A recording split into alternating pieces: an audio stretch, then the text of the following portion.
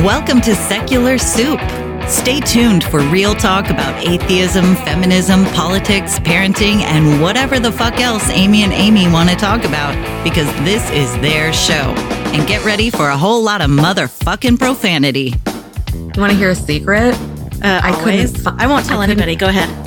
If I sit next to you, I'm going to get gonorrhea. It's going to jump into me. Just two ladies hanging out. Is it okay for me to make fun of his neck waddle if I make fun of my own neck waddle? I'm not sure. That's a real ethical conundrum. Would you know if you were born a lizard person, or can you be like adopted into the... I think you know. We're such professionals. We really are. Buckle up, bitches. It's time to have some soup. I'm Amy with an I. And I'm Deanna with a D. Yeah, that works. Amy with a Y can't join us this week. She's having a very busy week and couldn't set aside time to record. So we have a great guest host. It's Deanna Joy from Living After Faith. Hello. Thank you so much for having me. This is fun. I know. I'm so excited to talk to you. I'm awake like 5 hours earlier than I normally would be. So if I sound absolutely ridiculous, like I don't even know what I'm doing, that is what's going on. And I hope y'all enjoy my post-sleeping pill wake-up googliness. Same. I don't want to be awake. Yeah. I mean, who really wants to be awake on a Saturday? That's just ridiculous. Middle of the day, too. This is uncalled for. It really is. And we can't even drink because I have to go to work later and I have to drive a car. Oh, you lucky girl. Oh, because I'm going to a party tonight, but it's not until 7 and it's with ex-Mormons and they can pound them. So we're good. All right. So I drank the last of the gin because I just poured it in the soda that I had. So excellent. Yeah. What flavor of soda are you having with your gin? Diet Dr. Pepper and gin. I'm real classy. Oh, wow. That's a really odd combination. I know. My boyfriend, he'll take a sip of my drink. He was like, and that has whiskey in it. Okay. He'll just go. He's like, I don't understand why you add everything to Dr. Pepper. So, do you have a Dr. Pepper addiction going on? I mean, I might. And they have Coke Zero at work, so I have to drink Coke Zero like an animal at work. So. Oh, God. I thought they killed Coke Zero because everybody hated it. It's better than Diet Coke, though. Yeah, it's true. It is better than Diet Coke. It's just that's not a very high bar. So exactly, because Diet Coke it tastes like poison, and at least Coke Zero has the decency to mask the poison flavor. Yeah. So, I mean, you're still drinking poison, I imagine. Yeah. I always figured that they made Coke Zero to appeal to like the male demographic of people who want diet drinks, because I used to work at a pizza place where we had Diet Coke and Coke Zero, and pretty much always it was dudes ordering Coke Zero and women ordering Diet Coke. And like the label was all like black and red and kind of badass and scary looking. I was like, oh, it's the scary diet drink for fragile masculinity. Nice. That's funny. Well, it works for me too, apparently. I don't know. I used to hate that stuff though. Oh my God. We never had any in stock because people didn't order it very often. Mm-hmm. And so every time it would come up, I'd have to go and check the fridge. And then I'd call my customer and be like, hey, we don't have Coke Zero, but we have Diet Coke. It's like the same shitty taste, so you're all right? And they were like, no, basically. Give me real Coke instead. Yeah, I would just take the Diet Coke. I would be like, that's fine. Yeah, it's close enough. It's all good. So I'm like dripping with sweat because I've been cleaning my house all morning because I'm trying to get Christmas up. I'm probably going to finish getting it up right around the time it's time to put it back down. Mm-hmm. So, because that seems to be how it always goes. Oh, absolutely. Christmas is so much work.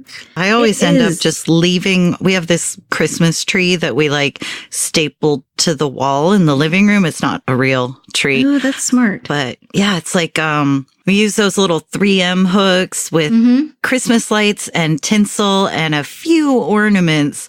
And it's all just stuck to the wall of the apartment. And it just stays up and plugged in with the lights on 365. So I can just look at that thing and be like, dudes, I don't have any Christmas decorating to do because it is already up. Well, the problem is every other weekend, there are about 6 kids in my house. So my house is trashed, just trashed. And this is the first weekend we haven't had any kids. And so before I can even do any cleaning or any decorating, I have to do like deep cleaning. Oh, God. Yeah. I know that feel. He's getting all excited that he's like, let's go out and clean the garage. I'm like, it's not as fun as you're making it out to be.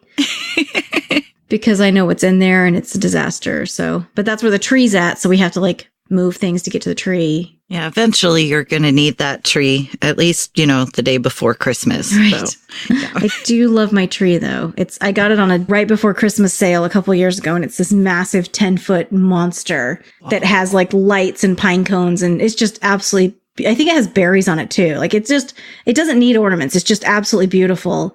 Oh, that's really smart. You don't have So to decorate pretty. that mofo. I love it. It's just I hate decorating trees. Honestly, I hate it. I just let the kids do it. And my friends will come over and they're like, it's all just right there. I'm like, I don't care. I literally don't care. Like they throw the ornaments up. I don't care. They can take them all down. I don't care. It doesn't matter. That's awesome. So as long as my tree's there and the lights are on it and it's beautiful, that's all I care about. Yep.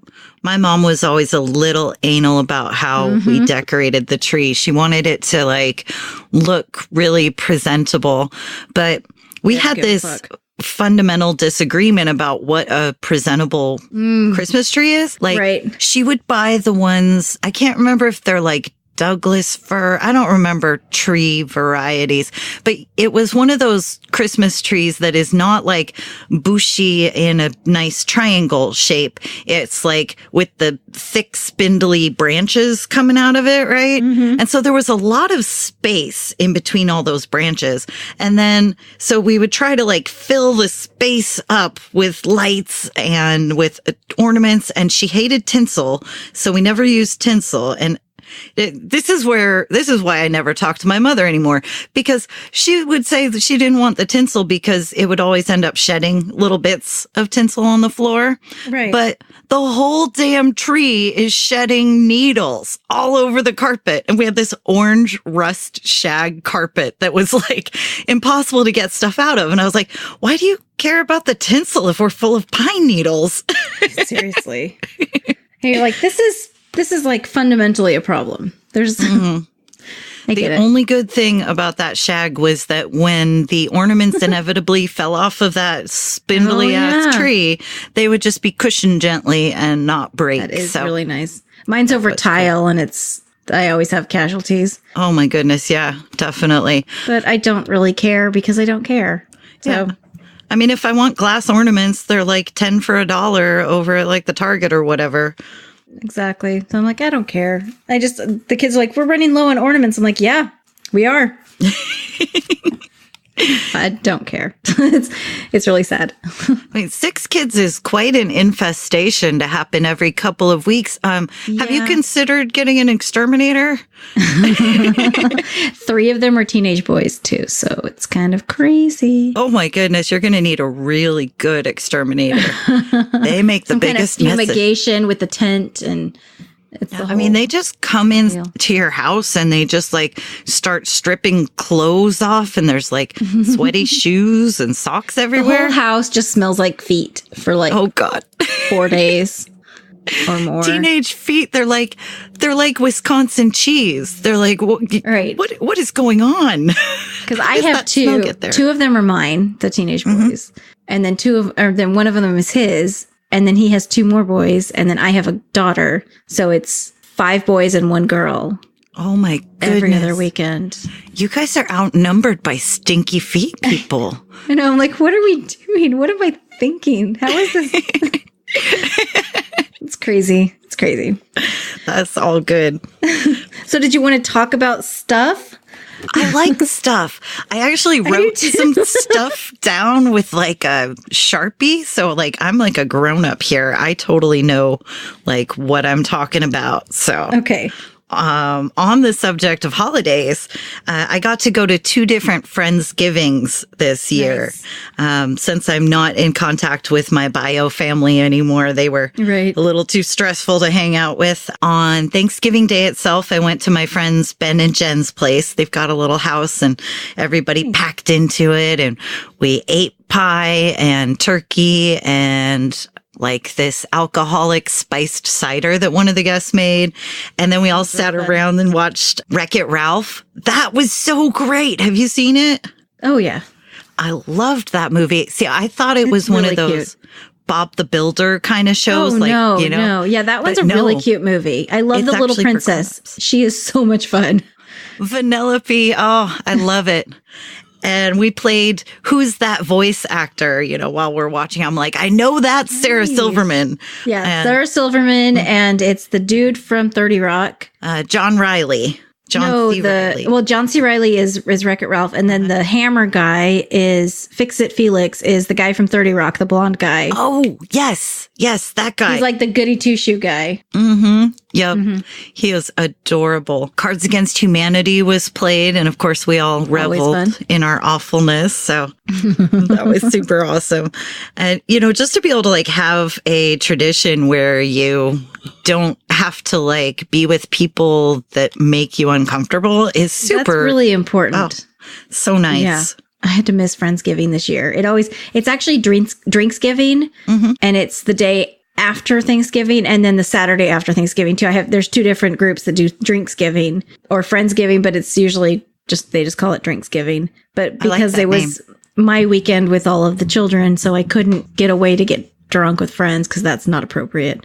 Boo. So yeah, it sucked. So I missed it all. So I have to live vicariously through you. Yeah, my second Friendsgiving was actually the more drinky of the two. It was on Monday. A little less animated? Yeah. Less animated or maybe more animated, depending on your depending on how you're...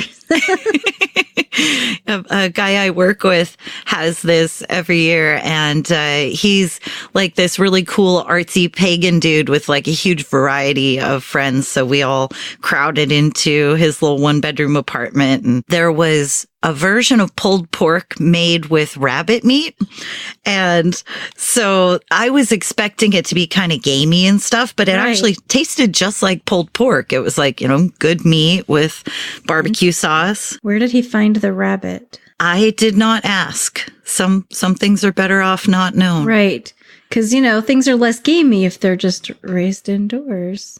That's true. I mean, somebody could have had like an Easter pet that they got tired of from last spring. I wasn't. Does anyone want my dog? It's a lot of 87 pounds of good meat. So. Oh, God. Oh, we had poetry readings, which was really fun. And I didn't know that my friend was like so into poetry, but he's got like one of those brains where he can remember words and say words and they're the same words the next time, which is really cool. He remembers from the time before. Mm-hmm. Yeah. Not like, okay, what's that word that means like get rid of? What is that? What is the word? I don't know. You're sitting there like trying to figure it out. Oh man, I can't remember words to save my life, but I spelled my name wrong in this recording session. Just to point that out. I'm so glad that nobody else can see it, because if I had been typing, I would have spelled my own name wrong too. I was just typing real fast because I had to come in and out like 3 times. So yeah, I'm technology. Dang you. I'm too old for this technology stuff. And we've been in this ongoing fight with my brother and sister who are, okay, so this is going to age me. Oh well. So I'm not a millennial. Mm-hmm. I'm a Gen Xer, but I'm like just a couple months shy of being a millennial, like the cutoff date. Oh, me too, actually. Yeah. Okay. Yeah. I think you and I are about the same age. So my brother and sister are both millennials. My brother is 15 months younger than me. And my sister's like 4 or 5 years younger than me. She's 4.5 years younger than me. And so we're sitting there, we're having this ongoing discussion, and they keep calling me like old lady or listen to this old person trying to pretend she's a millennial. I'm like, oh my gosh, like all the problems that millennials have, I literally have those. I live that life, but it's like, I'm not a millennial. Those problems. Technically. Well, because okay, I thought they were called cuspers, the people that were right on the cusp, but apparently we're called zennials because we're Gen Xers, almost a millennials. So it's zennials. Oh, that sounds like a drug like the word that they advertise on TV. It does. Like, get your zennial today. Zennial may cause vomiting, loss of job, and dissatisfaction with capitalism. Crippling debt. Degrees you're never going to use. Yes. Estrangement from your family. Yes. Yeah. All of that. Check.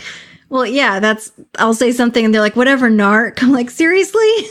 So I've become the elder person in the ongoing discussion with them. Oh, narc, that's rich. The data shows there is strong evidence that millennials do a lot less drugs than our generation did. So I don't know who they're calling narc, but they are wrong. I mean, I can't even count the number of wacky ass things we did when I was a teenager trying to get high. Banana peels, check. We tried nutmeg. Check. We'd crush up any old pill we found and snort it. I mean, seriously, these kids have no idea. They are not the drug generation just because they have legal weed. Nothing because I was Mormon. Oh, I'm so sorry. Well, if it helps any, you didn't miss anything except headaches. Good Mormon. Oh, yeah. I was so good. I did all the right things. I checked all the boxes. I did everything. I was pretending. Mm-hmm. Basically, I was doing what I was supposed to do. I don't feel like I missed out on anything except maybe having sex before marriage. Mm-hmm. Yeah, other than that, which is probably like, well, it is a little hotter when it's like, forbidden by everybody. Well, okay. I did. Okay. This isn't going to go anywhere, right? It's just it's girl talk. Yep, just me. I mean, nobody like on the internet is ever going to hear this. So right. Well, no, I totally did, but it was with my spouse, while we were dating. So, yeah. Nice, getting that forbidden fruit on. The forbidden fruit on. I love it. I mean, I made up for it. You've heard the Tinder episodes. Yes. So I have made up for it. I mean, to be honest, I think had a hoe season. I think the sex is a lot better as an adult. Once you have feelings too. Yep. Feelings are great, but like when you have the experience to kind of like, weed out your partners better before you do it with them. Because, when I was younger, I was just like, I wasn't looking for a relationship most of the time. Mm-hmm. So it didn't really matter. Like, at least I didn't think it mattered, like what the person was like. Yeah. Like, it's such a difference. So I got married at 19, like real super young. And so I thought I was in love. I fell in love at, 19 because I'd only known him 3 months by the time we got married. I basically got married in NRE. And then by the time the NRE wore off and I realized I didn't really like this person, I was already married. So, oh my goodness. Yeah, it's not an ideal love story and it's not going to be made into a movie. Except maybe a Hallmark Channel movie where you eventually escape. Eventually. Yeah. It's one of those, starring Jennifer Lopez where she has to like kick ass. I don't know. But yeah, so it's a huge difference now as an adult actually like dating and falling in love and stuff. It's just, I've noticed such a huge difference in the way I'm processing things, the way I feel things. Mm-hmm. It's not just fairy tale, idealized, just, flowers and butterflies. We had a serious conversation about, look, I don't want there to be NRE getting mixed up in this conversation, like on our second date. Cause I'm like, I don't want that bullshit to mess with my head. Very smart. So yeah. And he was like, but NRE's fun. I'm like, yeah, sure. It's fun, but I'm not going to make any decisions with those hormones pumping through my body. Let's, so far it's working out. Excellent. I'm so glad to hear that your gentleman caller is a good setup for you. We keep talking about that. We're like, we need to go visit Rich and Deanna. Hell, I was like, we have been invited. We should totally go hang out with them. And he was like, yeah, all we need to do is get out there. I'm like, deal. Let's get out there and hang out with Rich and Deanna. It would be super fun. Dude, we will get you guys stoned and take you to a laser show. It is the awesomest. Oh my gosh. Have you ever seen a laser show? Yeah. All right. I used to work at Six Flags. Oh, excellent. You know what it's all about. They do Pink Floyd at midnight every Saturday. And then they have like a rotating, schedule of they're always putting in new artists and stuff. They've done things like Daft Punk and Lady Gaga and Michael Jackson. Like they'll do whole themes. It's and then he'll fun. Fall asleep and then we can just stay up all night talking. That sounds like a fabulous plan. I'm in. Okay, cool. He has a real low tolerance to stuff. So right on. Very cool. I We live do walking not. distance from where the laser show is. So as long as we can create some kind of makeshift sled and drag him through the streets, he'll be all right. It's going to be like reinforced because he is 6'4". So All right. Definitely. I'll get the big sticks for that. it's funny. Just tear a couple off of a tree. No biggie. We have a lot of trees here. Just lash it together with, some hemp rope since it is Seattle. Yep. Excellent. That's how you do. Yep. And use somebody's belt and, strap them in. It's all good. Although we don't really wear belts here. I don't really do belts because they never sit right. Yeah. Like, do I want it up under my boobs? Do I want it down on my waist, like squeezing me? Do I want it below my stomach? I don't want that. I don't want it there. Yeah, me neither. I don't really know. I don't know. I don't know either. I don't want anything to accentuate my tummy area. Yes, I understand that. So yeah, I'm like, let's just wear a lower cut shirt and just draw attention to the cleavage, and then I don't need to wear a belt, right? Right. And, you can use fancy fashion language and say, I'm just drawing the eye upward. Exactly. Doesn't it sound classy that way? Right? I mean, I meant my face, but Yeah. Face, boobs, close enough. It's you make better your than choice tummy. as you will. So, but if you don't choose my face, then I don't have to make eye contact with you, which is even better. So it's actually a good thing. Yeah, that sounds better to me. I never know where to look when somebody's like talking at my face. Yes. Yeah. Yeah. Maybe do I stare at the end of their nose or their forehead? Do I look cross-eyed when I'm doing it? Am I staring too intensely and they think that I'm like creepy? Am I looking away too much? Like, what's the appropriate amount of time to look away? Oh, God. And don't stare at the mole. Don't stare at the mole. Oh, God damn it. I'm staring at the mole. I'm making them uncomfortable. Now we're all uncomfortable. That's the internal dialogue all the time. Like, okay, you're trustworthy if you make eye contact, but then if you hold it too long, then you're creepy. Yep. Am I broaching creepy territory? If I look away, am I untrustworthy? Okay, am I staring at something on their face that's not okay? Oh, God, I know. It's too much. Yeah, I usually go with hairline, but then, if there's like, because I like, you'll pick up like they have a fuzzball in their hair or a piece of dry skin or just something. Mm. And I would sit there and stare at them like, should I let them know? Do I not? I don't know. Yeah, it's this whole internal dialogue all the time. All the time. Yeah. Yeah. I like earrings though, because earrings you can kind of watch dangle and like, then if they catch you out on it, you'd be like, oh, I just think your earrings are cool. So I like your earrings. Yeah. Yeah. So when you meet me, you don't have to make eye contact with me because I'm basically a cat. All right. You don't have to. I'm okay with being like kind of ignored sort of and just leaving me in the corner and doing my own thing. I'm totally okay with that. That's perfect. Okay. I've got a cat tree. I'll just put you up there, give you a couple of treats. They're cheese flavor and there you go. Nachos are cheese flavored. All right. Nachos and a gin and Dr. Pepper and you'll be all set. No, I prefer whiskey. I just drank the last of it yesterday. Okay. So. A whiskey and Dr. Pepper. That sounds a lot better, actually. It is. It actually is. The gin was his. The bottle was sitting on the counter. It was mostly empty. So I figured I would just help it out. Oh, I see. You were cleaning. Yeah, I was cleaning. That's what I was doing. That's right. I needed the bottle to be recycled. Yep. You put it away. I gave the gin a good home. You I don't know. Housed it in your belly. It's all warm and comfy now. Exactly. So I heard that you went to the doctor this week. Is that what you said? Oh, well, I'm going to the doctor soon. Okay. Because I've got a Mirena IUD and it is about time to replace that You have puppy. to replace them is it 8 years, 4 years? 5 years. Yeah, at least I think. I would get there eventually. It's been really pretty cool, actually, because my period mostly stopped like the entire time I've had it.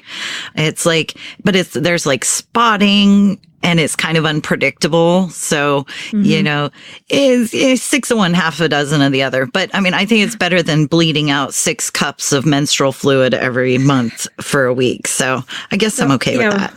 I had an ablation and mine still comes. And so I'm like, okay, my body is just determined to fuck with me. Oh. I like, they basically just destroyed my uterine lining, and it's still like, every month, here it comes. Oh man, it's I was lighter, hoping that destroying it would get rid of all that crap. Well, that's what it's supposed to do, because it basically scars your uterine lining. So the theory is, and it works for, 98% of the women or whatever, that it doesn't build up. Mm-hmm. And so it just doesn't happen. Either it's really small or it just doesn't happen. My body, I used to have a really, really heavy 8-day period, and now I have a medium period for about 5 days. So it's actually better. Oh, that's good. But still, I mean, this is some fucking bullshit. So that is some fucking bullshit. I mean, to have a procedure. It was a painful procedure too. Yeah. It was a painful procedure. And then it just brings you back to OEM specifications. Like, hello, come on, body, get with the program. Yeah. I mean, there's one, it's not as bad as it used to be. I mean, it used to be really bad, like really, really heavy. Yeah. Where like tampon and a pad territory. Oh my goodness. But now it's just tampons. So I'm good. All right. That's a lot of vagine talk. That is a lot of vagine talk. Yeah. I am not looking forward to them going up in my vagine. Ugh. And because, getting an IUD installed can be pretty painful. I've had IUDs. It's not fun. You cramp for a couple days. It does hurt. Oh, so much. And then, so I figure with the reinstall, it's going to be twice as much, because first they got to pull it out. Remove it. Yeah. Which doesn't hurt. That part doesn't hurt. Oh, it doesn't? Oh, I'm so glad. Mm-mm. Okay. That makes sense. Unless it's like in wrong, which odds are it's not. So you should be fine. Yeah. I think I would have noticed by now if it was in wrong. So at least I hope. Yeah. So I had the Mirena. My body's an asshole. Mm-hmm. It has those hormones, and it's supposed to make it so you don't have periods. Right. And it's supposed to ease things like cramping and localized discomfort. It's one of those things that works for 98% of the women. And then there's a small percentage of women that react to the hormones badly. And I fell in that category, and just my body bled for 16 weeks straight. Oh, God. And so I went to the doctor. I was like, and this one was fine. It was in right. Everything was good. And I was like, hey, I can't have this in my body. This is not cool. And so he pulled it, and he was like, well, you need to do something about birth control, but we need to give you a couple of weeks to heal. And I freaking got pregnant during that period of time. Oh, no. Damn you, human body. What the hell? I don't know. My body's an asshole. Yeah. So mine too, actually. It's all good. Yeah. I just hate all the body stuff. Yeah. When I was a teenager and I got on the pill for the first time, I thought that I was just trying to adjust to it. But I felt like it's sort of high, but not a good kind of high, where your brain is just all not working right, and you feel wobbly, like a loss of balance almost. And it was I felt miserable, and I didn't know to attribute it to the pill. I just thought, oh, maybe I'm getting sick. Maybe I've got a flu or something. And so after a few weeks, I finally, decided it was probably that, and went back to the doctor, and they were like, oh, this is just, too high a dose of hormones for your body. So they put me on a low dose pill. And then the low dose pill was too low, because I kept bleeding, all the time, and my body didn't quite think I was pregnant. So they think I was still ovulating and stuff, only it was just messing everything up. So I did that. I went on a low dose pill last year, and I did the same thing. I bled the whole time I was on it. I'm like, what the fuck? And you can't trust that. You have to still use other forms of protection. And you're like, why am I even taking you, pill? What is wrong with you? Well, all you're doing is messing with me. Well, I purposely took them because I was going, it was during my hoe season. I was going to spend a weekend with this friend in a hotel. Ooh. And I started my period the Monday before I was supposed to fly out on Friday. And I was like, well, fuck. And so I went over to my friend, and she was like, take birth control. She was like, start it now. It should trick your body into thinking something's up, and it'll stop you. And I was like, well, I don't have any birth control. And she was like, here, my daughter does. I was like, okay, cool. And because her daughter had some reactions, so they wrote her another prescription. So she gave me the pills, and these were actually the full dose ones. And so I took them, and birth control makes me feel sick because I have that reaction to hormones. Yeah. But I was like, it's worth it. I'm going to get laid this weekend. It had been a while. Yeah. I'm like, okay, so I'm going to go take these pills. And I took the pills and all it did was it lightened it. But then I was spotting and I was like, if I stop it, my period will come back. So I couldn't stop it. So I ended up taking it all through the weekend and everything. And it just never stopped spotting the whole time. I was so mortified. But he's getting laid. He's cool. It was fine. Yeah. But I was embarrassed because I'm like, this is the first time I'm, with this person and I'm bleeding the whole time and it's not cool. But at least that's a good measure of like how grown up somebody that you're going to sleep with is. Like, if they're like, ew, oh my God, periods, icky. Which is weird. So that I ran into that too during my Tinder days. Yeah. Yeah. There was one guy who was like, this is a lot of information. There's one guy I was like messing around with and I started my period while we were like making out and stuff. And he freaked out and he was like, I'm going to go home. Clearly this isn't going to work. I'm like, okay, seriously? Wow. And he was like, yeah, I guess we'll get together another time. And he just like ran away.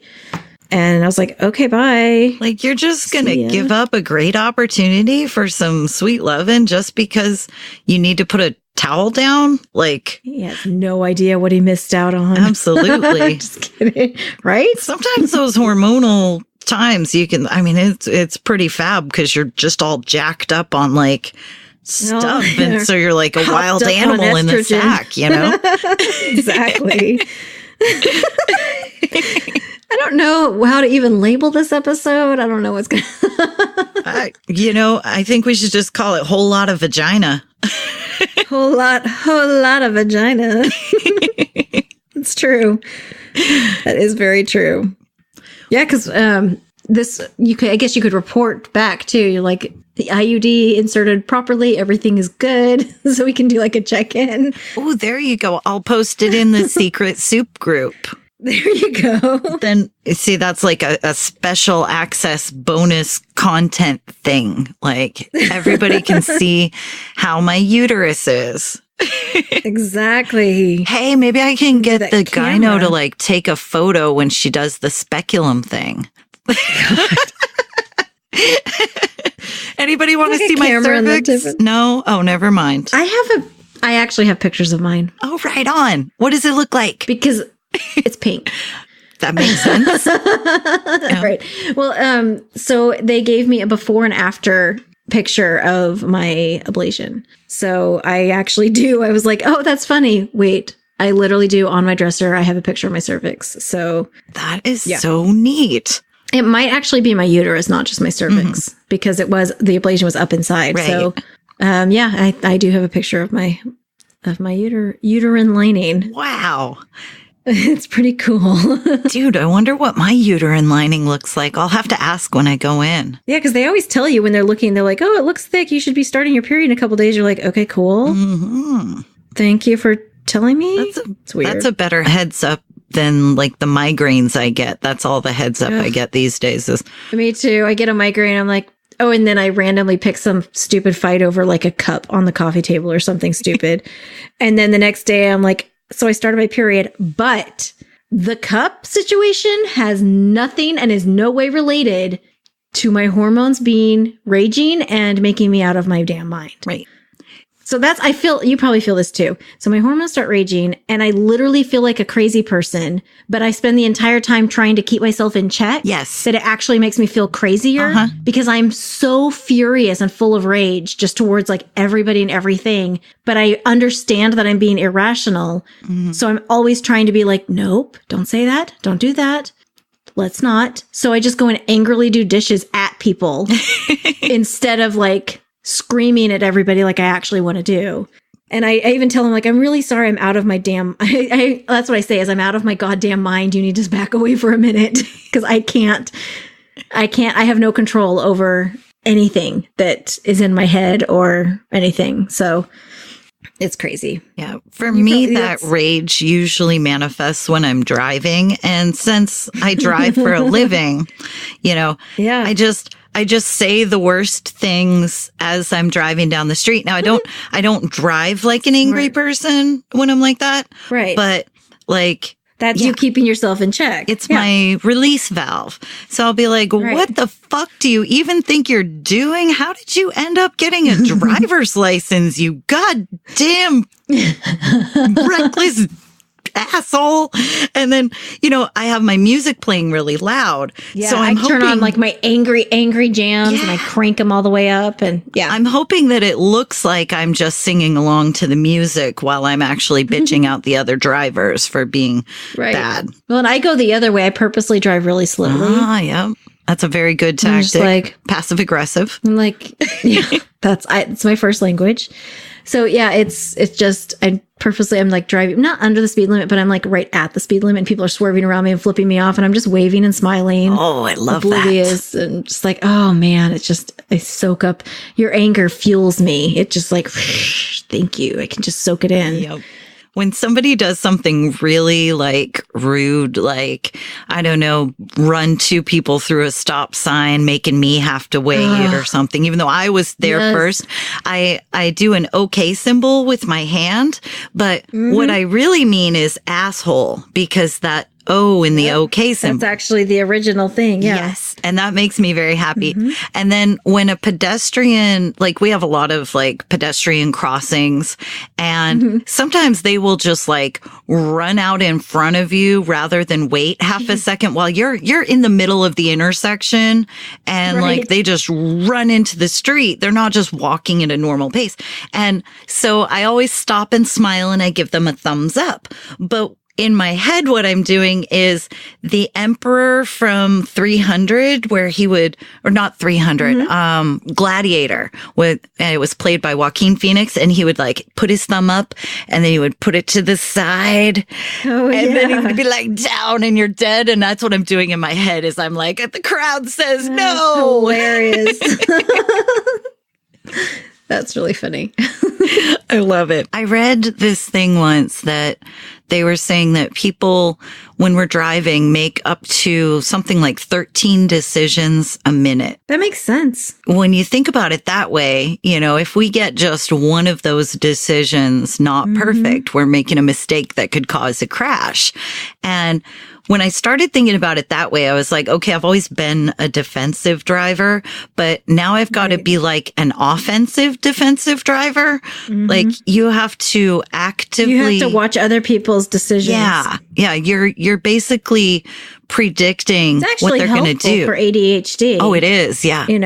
It's probably an advantage in driving because, you're able to look at all the other cars and say, okay, this is all the things they should be doing. I'm in this lane doing all of this. So it's actually, it's probably an advantage. As an overthinker and someone with very strong ADHD. Me too. I get very easily, my brain could fall into like a coma of normalcy, while you're just. I do become like a hypnotic, that trance driver. And so when I'm driving home, I'll call up, be like, hey, you need to like make a loud noise or do something because I have to like be shaken out of it because otherwise I'm just stuck. The way I combated that was just to overanalyze everything. And, the advantage of working those like 10 to 12 hour work days back when I was at Domino's and they were constantly understaffed. And there was always this really high level of stress because everything was always going wrong and they're always like yelling about their labor numbers or whatever. So being in the car, I could have relaxed and done nothing, but I was in the middle of a downtown big city, lots of traffic, a lot of late nights too, with like drunk drivers and pedestrians wandering into the street. You have to be on all the time. So now, like, there's no way to become lax. So now I can't be lax. When I'm driving, I am like paying attention to everything that's going on. And poor Rich probably gets a little freaked out because sometimes he'll be like, watch out for that car. And I was like, oh yeah, I knew, 6 seconds ago he was going to pull in front of me. That's why I backed off in the accelerator because you could tell he was going to do it because he was drifting and he was looking at his phone. And he was like, you noticed all that? Well, yeah, I did. You're like, I have to. Absolutely. It's self-protection. The first year that I had my car, and it's a smart car, it's a tiny little itty bitty thing. Nobody sees it as a threat. And I used to drive this like Subaru Legacy 1995 station wagon, big old cow. This big old thing. Yeah. And it drove awfully, and it was a stick shift, and it killed me. But because we have these giant hills, and oh my God, my shoulder would just kill me. Yeah. But you know, when I started driving the smart car, I drove it like I normally would have, very defensively, offensively, but, and I paid attention to everything, but I did not realize that people would treat my car as if it wasn't there because it's not a threat, because it's like a roller skate. Yeah, my sister has she has a little Fiat. Yeah. And people just like, they'll cut her off real close. And or they'll just like swerve over into her, and she's like, are you freaking kidding me? Like, she's not even there. Yeah. Like, I get my headlights on all the time to help make me more visible, and people will still, like, you're going 30 miles an hour down a street and they will pull out right in front of you and force you to hit your brakes. And you know, it's because they're not really actively thinking. They're letting kind of the instinct do the driving. And the instinct says that thing is not a threat. So after I'd been driving it for a while, I'd been hit 3 times in 1 year. And I was like, I have had enough. And so you're like, fuck this nonsense. Yeah. So I just started basically driving as though I wasn't there. And that was the mindset, is that nobody knows I'm here. I'm an invisible little traffic fairy. Just like, and since then I haven't been hit, but I can't believe it took so many times, you know, for humans are the worst. I have a big old monster Jeep thing, but I love it. Actually, I love it. But, it drives so much better. I had a van before and I hated that thing. Yeah. And now I have like this Jeep thing, and I'm still trying to learn how to park it and stuff because it feels differently, and I've only had it for a couple of weeks. Yeah. But I would drive it, if I had a smaller car, I'd drive it like not Ocean's 11, the Italian Job. Ooh, yeah. I would drive it like the Italian Job, like down the hallways, all over the place. Going down they're in those little Mini Coopers, right? Yeah. That's just really fun. Awesome. So I remember I watched that movie, and then I'm like, let's drive these cars and do this stuff. But I have like monster cars and kids in them. So yeah, I can't do that the same way. Yeah. But they're actually not in my car as often anymore, which is nice. Excellent. Yeah, it is excellent. When they grow up and stop riding in your car so much. Oh my gosh, that's one of the big factors in distracted driving is kids. They will just vie for your attention and yell at you and get into fights with each other. And, you know. My youngest, she was the worst toddler I've ever had in my entire life. Her brothers were bad, but she was like worse than both of them combined. Hopefully she doesn't listen to this. She knows she was a bad toddler. She was born strong-willed, independent, and knew exactly what she wanted out of life, and then furious that she couldn't do it immediately. So we're going to have some time. She's going to be an amazing adult. Just the journey there is going to be full of headbutting, I believe. But she used to try to get my attention while I was driving, and I would be going down like highways, and she would grab her sippy cup and throw it, and she had it down to a science where she could hit me right in the back of the head, you know, where you get it just right, where you kind of black out for a second, like you kind of go like, like you kind of, you know, where you just kind of fade for a second and then you're back. That's, you know, vicious. Oh my God. She had an arm on her too. Yeah. But she would throw it just right and it would hit me. And I'm like, you can't do that while I'm driving. Eventually I just moved her seat to a place where she couldn't reach me anymore. But I was like, you can't. So then she would just undo her seatbelt and then stand up while I was on the highway. So I had, oh my God. It was this whole, she's 8 now and it's better. It's better. She doesn't throw things as much. Terrifying. Oh my God. She just, people ask, they're like, so what's your daughter? I'm like, she's like, she's amazing and the most terrifying human I've ever met. It's like an amazing, scary person. Oh my God. And then my boyfriend was like, she's just like you. I'm like, can you not say that? Because she's totally scares me. And that means I'm scary and I don't want to be scary, but so. Yeah. I mean, that stuff makes you scary.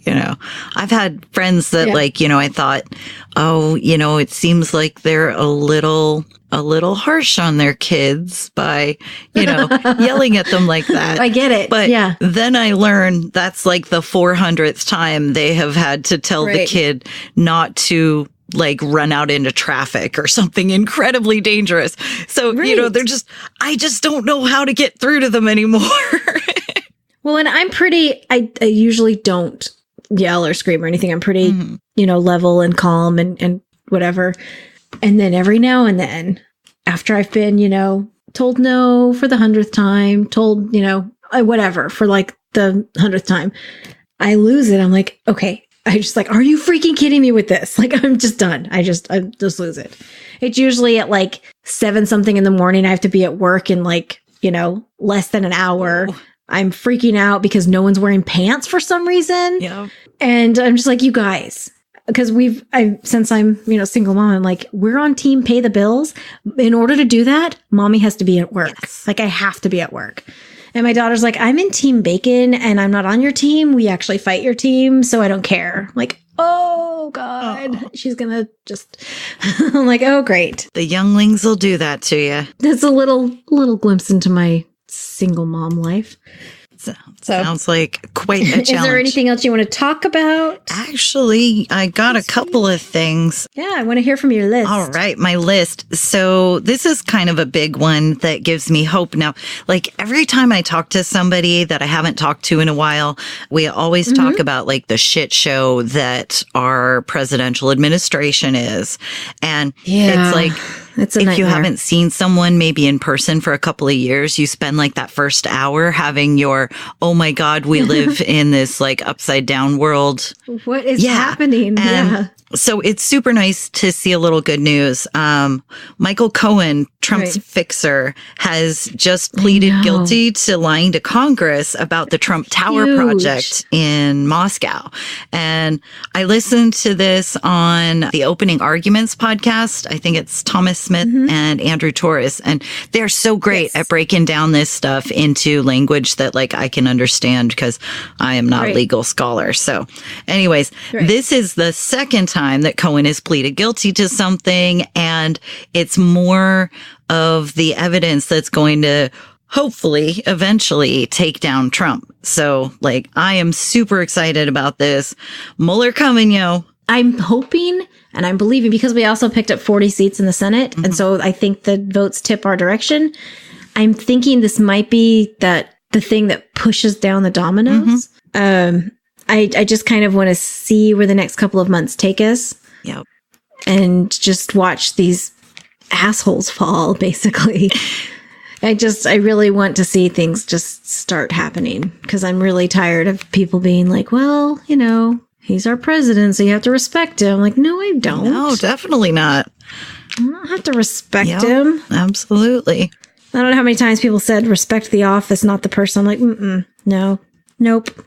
I will not respect the office if the person in the office is blatantly disrespecting it and making it an absolute farce of a democracy the entire time they're in it. Right. It's definitely a thing. So I've seen this called the end of the beginning and the beginning of the end. So I'm hoping it's the latter, of course, but it may be the former. But I am very, very happy to see more progress on this. And it's just been a hell of a ride. So very nice to see. Anybody want to Google it, read all the articles to your heart's content, just not the ones on the Daily Caller. It's really interesting. Another big piece of news that it's not happy news, but it is a sign of progress. For a while, maybe a year or two, there's been an accuser toward Neil deGrasse Tyson of rape. Yeah. And, nobody really was taking it seriously. because it was just one person and they thought maybe she was kind of dodgy and it was from a long time ago. And, I'll admit, I held some skepticism. I was like, usually with these things, there's a pattern. So I'm going to wait and see just, what's going on. So David G. McAfee, who blogs at Pathos, he interviewed Tachaya Ahmet, who was that first accuser that we heard from. And then he has now found 2 other people who have accused him of sexual misconduct. So just a couple days ago, Fox and Cosmos producers have publicly stated that they're investigating these claims of sexual misconduct. Wow. They're taking it seriously. It looks like the dominoes are going to fall. That sucks. It does suck, but I'm kind of glad to have some resolution to it, They need to have closure. And accountability, especially because he's been so beloved in the skeptic and atheist communities. He's a science communicator and, he's done that very well. And people, they loved him and nobody wants to believe that their heroes have done something wrong. But over and over and over again, especially with the atheist people around us, we've seen this, and Silverman took me by surprise. I will admit. Shermer didn't. I saw that guy for a wolf the moment I set eyes on him. Oh yeah, you've met him, haven't you? Yeah. He was in our frickin' apartment. I had a broken leg at the time, but Rich interviewed him in the closet. So I'm glad I wasn't in the closet. Seriously. Yeah. But I'm kind of bracing myself because what we're going to see next is the same old bullshit out of the apologist sexual harassment playbook is, I'm going to spend the next week probably all pissed off and trying not to yell at everybody on Facebook who's like, oh, they just want to get famous and make money by accusing someone. They're having such a great time. Everybody just has a great time when they accuse someone.